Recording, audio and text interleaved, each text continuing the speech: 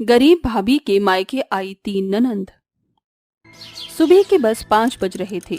तभी गौशाला में बंदी गाय की गुहार सुनकर उस गरीब बहू गौरी की नींद टूट जाती है और वो गौशाला में आकर नाद में भूसा डाल देती है और घर आंगन लीप कर नहाकर पूजा पाठ कर लेती है। इतने में उसकी सास सुधा कमरे से बाहर आती है। अरे गौरी बहू, तू आज इतनी सुबह क्यों उठ गई? माँ जी, आज मेरी तीनों नंद घर आ रही हैं। गौरी, मैं खेत पर जा रहा हूँ। सुनो जी, आज जिया, नताशा और कीर्ति घर आ रही हैं। कुछ पैसे देते जाते, उन्हें नाश्ता पानी कराना होगा। हाँ, ये रखो गौरी। गोपाल गौरी को 100 रुपए देकर चला जाता है। गौरी के घर में घिरी गरीबी मिट्टी के कच्चे आंगन और फूस के पुराने घर से साफ झलकती थी। जहाँ फीकी पुरानी रसोई में मिट्टी का चूल्हा झोंक कर खाना बनाना हर दिन की बात थी। गौरी बनिए से राशन पानी खरीद कर घर आती है और अपनी तीनों ननंद के पसंद के पकवान बनाती है।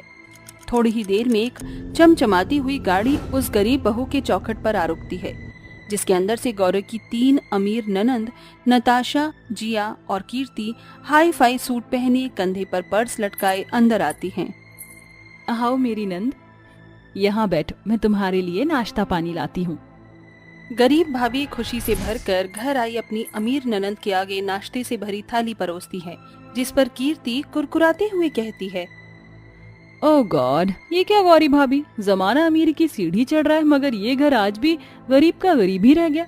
आज भी इस घर में जिसे पीते पुराने बर्तनों में ही नाश्ता परोसा जाता है। हमारे ससुराल के किचन में कई सारी इम्पोर्टेड क्रॉकरी प्लेट्स हैं। रहने दे कीर्ति, हमारे घर से भाभी के घर का मैच मत कर। हमारे ससुराल का हाई क्लास स्टेटस है। घर आए मेहमानों की खातिर करना किसे कहते हैं, ये तो हमारी गरीब भाभी ने देखा कहाँ है। इस घर में तो आज भी इस गरीब वाले ग्लास में पानी मिलता है और ये 2 कौड़ी के प्लेट में सस्ता सा नाश्ता, जिसमें ये 5 रुपए वाले नमकीन के पैकेट और ये बकवास सा बिस्किट मिलता है। अपनी तीनों अमीर नंद के मुंह से गरीबी का तीखा ताना सुनकर उस गरीब भाभी की आंखें भर आती हैं, जिसे खटिया पर बैठी बूढ़ी गरीब दादी हीरामणि सुन रही थी। अब बस भी करो, ये क्या तुम तीनों ने आते ही अमीरी गरीबी की रट शुरू कर दी। हीरामणि के बोलने पर तीनों घमंडी ननंद नाक सिकोड़ कर नाश्ते का एक निवाला खा लेती हैं। तभी गौरी उनकी कड़वी बातों को भूल कर कहती है, क्या हुआ मेरी प्यारी नंद, तुमने सही से नाश्ता भी नहीं किया? वो क्या है ना गौरी भाभी, ये 2 कौड़ी का नाश्ता हमें डाइजेस्ट नहीं होता। माँ कहाँ है? कमरे में है, चलो।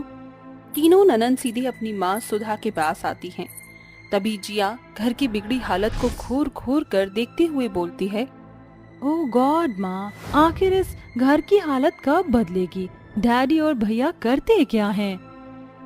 जिया बेटी, वो दोनों तो दिन रात मेहनत कर रहे हैं मगर खेत की फसल कुछ खास नहीं हो रही। साल भर में जो फसल होती है उसे बेचकर जो पैसे मिलते हैं वो घर खर्च में ही खत्म हो जाते हैं। माँ, मुझे बोलना तो नहीं चाहिए मगर घर की ऐसी बदतर हालत की जिम्मेदार भाभी हैं। मगर कीर्ति, मैंने क्या किया?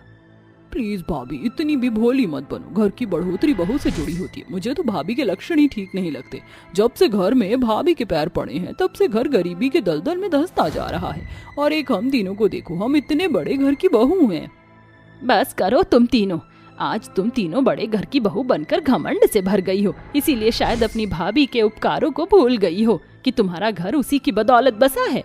बस करो माँ, हम पर किसी का कोई एहसान नहीं। जिया, कीर्ति, चलो, आज इसी वक्त हम तीनों नंद इस घर से सारे रिश्ते तोड़ती हैं। अपनी तीनों ननंद को घर से जाता देखकर गरीब गौरी रोते हुए उन्हें रोकती है। नताशा, कीर्ति, जिया, ऐसे ना जाओ। देखो तुम्हारी भाभी ने तुम्हारे लिए कितना सब बनाया है। देखो मालपुए पसंद है ना तुम्हें, ये लो खाओ। नहीं खाना हमें ये, क्योंकि अब ये गया गुजरा गरीबों वाला खाना हम तीनों को पसंद नहीं। चलो कीर्ति और जिया। घर से जाते वक्त जिया जानबूझकर अपनी सैंडल से गरीब भाभी का पैर कुचल देती है, जिससे गौरी दर्द से मचलकर जमीन पर बैठकर फूट फूट कर रोने लगती है। सुधा बहू को चुप करा। चुप हो जा गौरी बहू, तेरी तीनों नंद नहीं जानती कि वो तेरी गरीबी का ठट्ठा नहीं उड़ा रही बल्कि अपने मायके की हंसी उड़ा रही हैं। माँ जी, बस दुख इस बात का है कि अपनी जिन तीनों नंद को खुशहाल जिंदगी देने के लिए मैंने अपना सब कुछ न्यौछावर कर दिया, आज वो बदल गई। ऐसा कहते हुए गौरी की आंखों के आगे कुछ समय पहले का बीता वक्त झांकने लगता है, जब वो बहू बनकर ससुराल आई थी। आजा गौरी बहू, इस गरीब घर में तेरा स्वागत है। ऐसा मत कहिए माँ जी, क्योंकि जिस घर आंगन में मेरा परिवार घुल मिल कर रहता है वो घर सबसे अमीर होता है, और इस घर की बहू बनना मैं अपना सौभाग्य समझती हूँ। देखा हरी, मैं ना कहती थी मेरा पोता बहू बहुत ही पारिवारिक है। हाँ माँ, वरना एक गरीब के घर कौन बेटी देना चाहता है। नताशा, कीर्ति, जिया, अपनी भाभी को कमरे में छोड़ाओ। हाँ ये भाभी। गौरी अमीर घर की बेटी थी, वहीं गोपाल गरीब घर का बेटा। मगर गौरी ने गोपाल से शादी की। बहुत ही जल्द गौरी अपने ससुराल में ढल गई। समय ढलता गया और फिर एक दिन, माँ जी, मेरी तीनों नंदा बड़ी हो गई हैं, हमें इनके लिए रिश्ते देखने चाहिए। बहू, कोई भी माँ बाप जवान बेटी को मायके में बिठाकर कहाँ रखना चाहता है, मगर हमारे पास एक पाई नहीं। माँ जी, मैंने आपको बताया नहीं था, मैंने बीए किया है। उस बुनियाद पर मुझे अध्यापिका की नौकरी मिल जाएगी।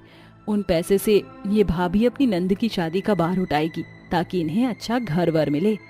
जीती रह बहू, तो जैसी भाभी भगवान हर घर में दे।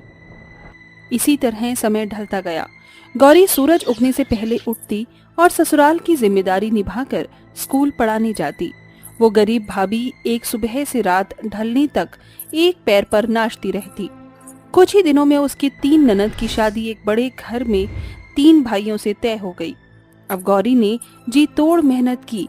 अपनी भूख और इच्छाओं को मारकर उसने पाई पाई जमा किया। अजी, क्या हुआ? आप इतने परेशान क्यों? गौरी, शादी में अभी 50,000 कम पड़ रहे हैं। जरा रुकिए गोपाल जी, ये मेरे शादी के गहने हैं, इन्हें बेच दीजिए। गौरी, मगर ये तुम्हारी शादी के गहने? मुझे इनकी ख्वाहिश नहीं, बस मेरी तीनों नंद की डोली उठ जाए। इसके बाद गौरी बड़े ही प्यार से अपनी 3 ननंद को दुल्हन के जोड़े में सजाती है और अपनी तीनों ननंद को नई जिंदगी की शुभकामनाएं देकर उन्हें विदा करती है। और आज वही ननंद अमीर घर की बहू बनकर अपनी भाभी के बलिदानों को भूल गई हैं। अचानक घर में किसी के आने की आहट से गौरी उन बीती यादों से बाहर आ जाती है। अरे भाग्यवान, नताशा, जिया, कीर्ति चली गई क्या? जी हाँ, वो गई। इस तरह समय बीतता जाता है और एक दिन तीनों ननंद अपने पतियों के साथ बिना बताए अपनी भाभी के घर आती हैं। अरे नताशा, कीर्ति, जिया, मैं जानती थी तुम आओगी। आज आपकी ननंद के साथ आपके नंदोई भी आए हैं भाभी। नमस्ते भाभी, हम यहाँ से गुजर रहे थे तो सोचा आप सभी से मिलते चलें। गौरी सभी को कुर्सी पर बिठाती है। तभी जिया अपनी अमीरी का रौब झाड़ते हुए पर्स से पैसे निकालकर अपनी गरीब भाभी के मुंह पर मारते हुए कहती है, ये पकड़ो पैसे और हमारे पतियों के लिए महंगा नाश्ता मंगाना। कम से कम हमारे पति के आगे अपनी नंद की नाक नीची मत करना। जिया को ऐसा करते हुए जतिन देख लेता है और उसे फटकारते हुए कहता है, जिया, ये क्या तरीका है अपनी भाभी से बात करने का? अपनी नाक बचाने के लिए तुम तीनों ननद बेचारी गौरी भाभी को नीचा दिखा रही हो। शायद तुम्हें नहीं पता कि गौरी भाभी कितने बड़े घर की बेटी हैं और उन्होंने तुम तीनों की शादी के लिए कितने सैक्रिफाइस किए हैं, तुम सोच भी नहीं सकती। रहने दीजिए जतिन जी, चुप हो जाइए। अपनी गरीब भाभी के किए त्याग को याद करके तीनों घमंडी नंद का सर झुक जाता है और उनकी आंखों के आगे गरीब दिनों के बुरे पल उभर आते हैं। हमें माफ कर दीजिए गौरी भाभी, इतने बड़े घर की बहू बनने के बाद हम भूल ही गई थी कि कभी हम गरीब घर की बेटियां थी। हाँ भाभी, हमने आपको गरीब और न जाने कितना बुरा भला कहा। नताशा, जिया, कीर्ति, तुम तीनों चुप हो जाओ। तुम्हें पता है ना, तुम्हारी भाभी तुम्हें रोते हुए नहीं देख सकती। जो हुआ उसे भूल जाओ। तुम आज भी इस घर का हिस्सा हो और इस भाभी के दिल का टुकड़ा हो। और फिर नंद भाभी के रिश्ते में ऐसी खट्टी मीठी नोक झोंक तो होती ही रहती है। ऐसा कहकर आखिर में गौरी सारे गिले शिकवे मिटाकर अपनी तीनों ननंद को गले से लगा लेती है और उस दिन तीनों अमीर ननंद के मन से अमीरी का घमंड मिट जाता है और वो जब कभी अपने घर आती तो वो सुनहरा वक्त अपनी भाभी के साथ घुल मिलकर बिताती। करमजली मेरे बेटे को तो खा गई, अब मुझे भी भूखे मारना चाहती है। क्या कर रही थी अब तक? माँ जी, वो मैं बर्तन मांज रही थी। सुन लो माँ, महारानी इतने घंटों से बर्तन घिस रही थी, खाना क्या दिन ढलने के बाद बनेगा? माँ जी मुझे थोड़ी देर दे दीजिए, मैं खाना बना देती हूँ। ठहर जा, आज से तू किचन में कदम नहीं रखेगी, तुझे आंगन में बने चूल्हे पर खाना बनाना है। शीला के कहने पर विधवा बहू धूप भरी गर्मी में आंगन में बैठकर खाना बनाने लगती है। चूल्हा फूंकते फूंकते बेचारी बहू अपनी बुरी किस्मत पर फूट फूट कर रोते हुए कहती है, क्यों अर्जुन, आप मुझे छोड़कर क्यों चले गए? शीला ने अपने बेटे अर्जुन की शादी संगीता से की थी, मगर शादी का साल लगने से पहले अर्जुन की मौत हो गई, जिसके साथ संगीता की खुशियां उससे छिन गई। वहीं निवेदिता और शीला का मन संगीता के लिए खटास से भर गया और वह अर्जुन की मौत का जिम्मेदार संगीता को ठहराती है और उस पर अत्याचार करती। अरे ओ करमजली, तेरा खाना बना नहीं? बस बन गया माँ जी, लाई। बहू जल्दी से अपनी सास और ननद को खाना परोसती है। खाने का एक निवाला खाते ही घमंडी निवेदिता बहू को घूरते हुए खाना थूक कर कहती, आ तू क्यों भाभी आंखें बंद करके खाना बनाया था? सभी में कंकड़ पत्थर भरकर लाई हो। अपनी बेटी की बात पर भरोसा करके शीला बड़ी ही बेरहमी से बेचारी बहू के बाल खींचकर उसे मारने लगती है। नास पीटी कामचोर करमजली, किसी काम की नहीं है तू, मेरे बेटे को तो खा ही गई, अब ये कंकड़ वाला खाना खिलाकर हमें भी मारना चाहती है। माँ जी मुझे मत मारिए, मैंने जानबूझकर कुछ नहीं किया। अब मैं तुझ विधवा को इस घर में एक पल नहीं रहने दूंगी। अत्याचारी शीला बड़ी ही सख्ती से बहू को घसीटते हुए घर से बाहर निकालने लगती है। तभी बहू गिड़गिड़ाते हुए बोलती है, माँ जी मुझे इस घर से मत निकालिए, इस घर आंगन में अर्जुन की यादें हैं, मुझे उनकी यादों से दूर मत कीजिए, मैं आगे से कोई गलती नहीं करूंगी।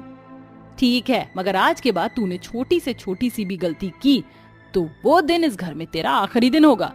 उस दिन के बाद से विधवा बहू की जिंदगी और भी बदतर बन गई। उसे सूरज उगने से पहले उठना पड़ता। बेचारी बहू का सारा दिन सास और ननद के इशारों पर नौकरों की तरह नाचते हुए बीतता। एक दिन शीला और निवेदिता ढेर सारी खरीदारी करके घर लौटती। निवेदिता, कल तू नीले रंग का सूट पहनना और अच्छे से तैयार होना। माँ जी, निवेदिता को देखने लड़के वाले आ रहे हैं क्या? हाँ आ रहे हैं, और तू कान खोलकर सुन। अपना ये मनहूस मुंह लेकर लड़के वालों के सामने मत आना। मैं नहीं चाहती कि तुझ विधवा अपशगुनी के कारण मेरी बेटी का घर बसने से पहले ही उजड़ जाए। जा जाकर खाना बना। अपनी सास के तीखे ताने सुनकर बेचारी बहू अपने कमरे में आकर बिलक बिलक कर रोती है और अगले दिन सुबह सुबह उठकर साफ सफाई करके सारा खाना तैयार करती है। इतने में कादम्बरी अपने बेटे राजीव के साथ आती है। आइए बहन जी, निवेदिता बेटी, सभी को चाय पिलाओ। जी माँ। अपनी ननद को लड़के वालों का स्वागत करता हुआ देखकर विधवा बहू की आंखों के आगे अपनी पुरानी यादें झांकने लगती हैं, जब शीला अर्जुन और निवेदिता के साथ संगीता के घर गई थी। संगीता पल के झुकाए शीला के सामने बैठी थी। तभी शीला ने कहा, बहन जी मुझे जो सवाल पूछना था मैंने पूछ लिया। मुझे आपकी बेटी पसंद है, एक बार अर्जुन और ये अकेले में बात कर ले। जी जरूर बहन जी। ये सुनकर संगीता सहम सी गई। तभी अर्जुन प्यार भरी नजरों से संगीता को देखते हुए बोला, माँ मुझे संगीता पसंद है, हमें अकेले में बात करने की जरूरत नहीं है।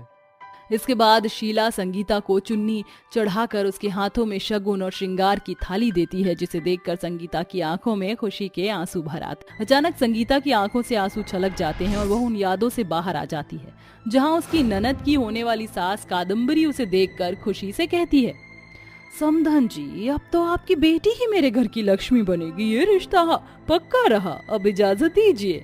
ढलते दिनों के साथ शादी की तैयारियां शुरू हो जाती हैं, जहां घर में शादी की बधाइयां बजना शुरू हो जाती हैं, मगर विधवा होने के कारण शीला अपनी बहू को कमरे से बाहर आने पर भी पाबंदी लगा देती है और शादी की शुभ घड़ियां पहुंचती है। ससुराल का पूरा घर आंगन लाल रंग में घुल मिल रहा था। शादी में आई हुई औरतें 16 श्रृंगार में सजी हुई थी, मगर बहू के शरीर पर फीका सफेद रंग चढ़ा हुआ था। संगीता अपनी ननद के कमरे में आती है, जहाँ निवेदिता दुल्हन के जोड़े में सजी हुई बैठी थी। तुम यहाँ मेरे कमरे में क्या करने आई हो? आज मेरे लिए इतना बड़ा दिन है और तुम अपना विधवा मुंह लेकर मेरे पास आ गई। अब क्या मेरी खुशियां भी खाकर मानोगी? मेरी प्यारी ननद, नाराज मत हो, मैं चली जाती हूँ। बस मेरा मन हमेशा से था कि मैं तुम्हें शादी के जोड़े में देखूं, बस इसलिए देखने आई थी। मैं कहती हूँ जाओ यहाँ से।